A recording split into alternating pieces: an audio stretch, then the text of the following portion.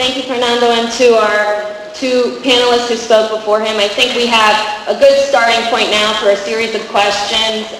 Just to frame it a little bit more also, I think the referendum, as you were pointing to, really has been a defining point in Venezuelan current history, and I think that we can see a lot and learn a lot from that process. Certainly, I don't think there's a question of whether Chavez is a Democrat or not. I think certainly that's been proven. But the issue now is these anti-poverty efforts that are being carried out with the funding from the oil company. How are they being applied? How are they being implemented? What is the input that the society is having in them, and how can that process be more democratized? That certainly is what I think everyone has been talking about this morning, and hopefully we will be able to delve more deeply into that during the Q&A. So with that, if we could just have folks maybe raise their hand for a question, and I'll pick a few. We'll do a round of group questions, and then we will let our panelists speak, and hopefully we will get through a few rounds of questions before the end of this panel.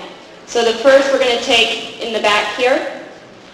I really appreciated the panel and the complexity of the comments that people made about in terms of evaluating not just Chavez as an individual, but this Bolivarian process. And I found very interesting the comments people made about evaluating the political and social and economic initiatives that the Chavista movement and this Bolivarian state are making.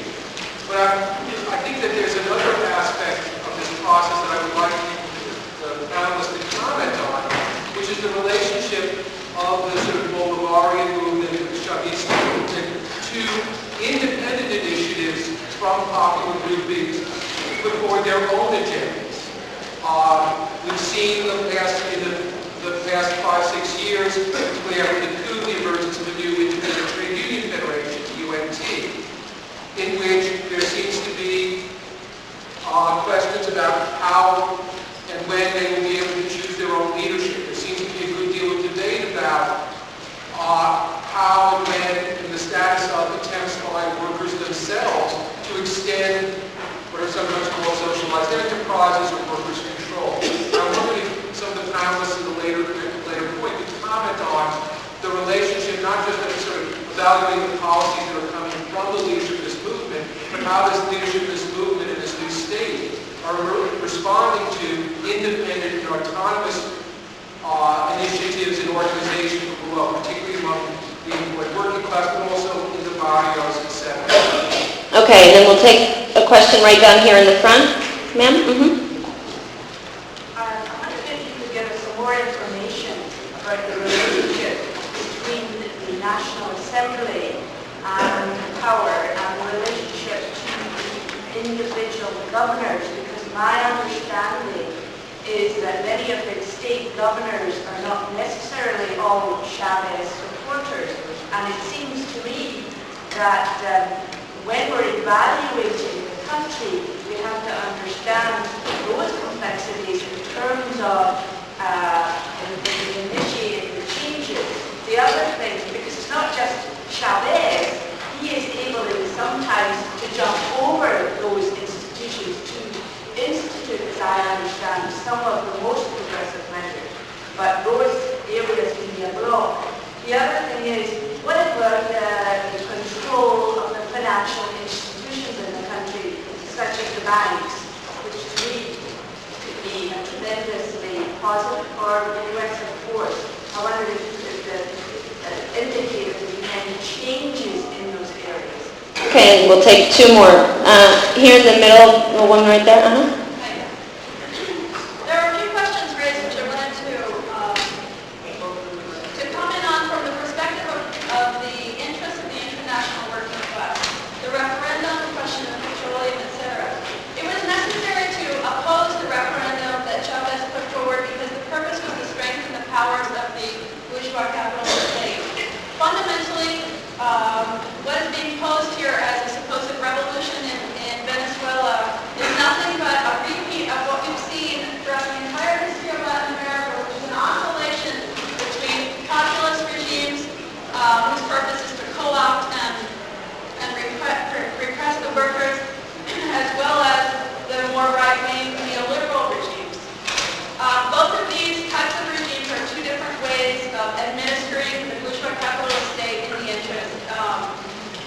the capitalist, which is essentially the only way to break out of this oscillation is by workers' revolution to smash the entire system of imperialism itself. Okay, do you have a question? Yes, I do. As one can see from, for example, the history of the Russian Revolution, which was the only successful workers' revolution in history, this was the only way that it was proven to be able to lift the masses out of poverty, end war, etc. So the question is, given that the entire left is now acting as cheerleaders for a bourgeois populist regime, how do you square this with the understanding of the model of the Bolsheviks, the Russian Revolution, and essentially my point is that the fact that the entire left supported the capitalist counter-revolution in the Soviet Union is what has essentially brought us to the point that we are today. This is the perspective of the Spartacist League, International Communist League. Okay, thank you. And then our last question, we'll take another round after our panelists have a chance to address them. Sir, right here. Right. Last night, Tariq Ali spoke of the balkanization going on across the world in service of capitalist exploitation. And he pointed positively to the regionalization phenomenon going on with Cuba, Venezuela, and that group of countries. Can you say something more about the reality of that regionalization as a point in opposition to the kind of imperialist expansion otherwise? Okay, if our panelists could comment on whichever one they'd like, we can just go down the line. Greg? Okay. Well, actually, I was thinking maybe I would start with Fernando's questions, but let's see. I'm going to try to keep it short. So, I mean, I completely agree with your question about to what extent is, Venezuela a participatory democracy. I think that's an important question, and I do think, in that sense, the referendum was a failed opportunity in many ways, and I think the Bolivarian movement in Venezuela recognized this, and which is basically why they accepted the defeat. And there's a proposal now to develop a reform proposal that does come more from participation rather than from the top. So I think that's a very positive development. But of course, it's something that, and this applies also to the to the oil industry.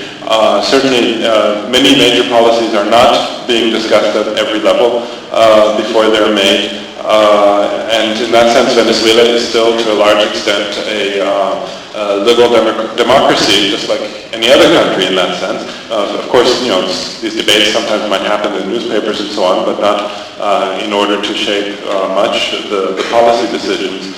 And that's certainly a problem, but I think this is counterbalanced by the emerging participatory democracy that does exist on a grassroots level, on the local level, and part of the constitutional reform proposal was precisely to try to bring those the participatory democracy that exists on a local level, to bring it up to a citywide level, actually. And there is, and Chavez has talked about this, is bringing it up all the way up, even onto a national level. And there has been a proposal for a law that would allow that to happen through a delegate process from the communal councils all the way to the national level, so that delegates from communal councils would have direct participation in the formulation of national policies. This was just an idea that was thrown out a while ago, but I think it'll come back again, and it'll come back in various forms, such as also the creation of student councils and worker councils and things like that.